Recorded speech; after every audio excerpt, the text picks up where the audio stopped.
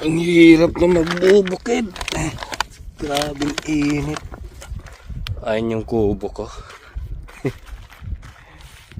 Kubo. So dito tayo sa taniman. Nag-ready tayo ng ating mga lupa para tataniman natin. Naglalagay tayo ng sako sa daan para hindi tumubo agad yung mga damo.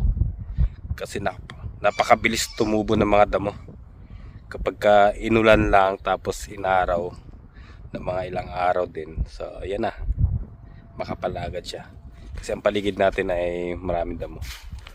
So ito guys, nakapaglagay na ako ng fertilizer at chemical. So ang fertilizer natin tayo ng baka. So tataniman natin siya ng bahay kubo na gulay. Tama ba, bahay kubo?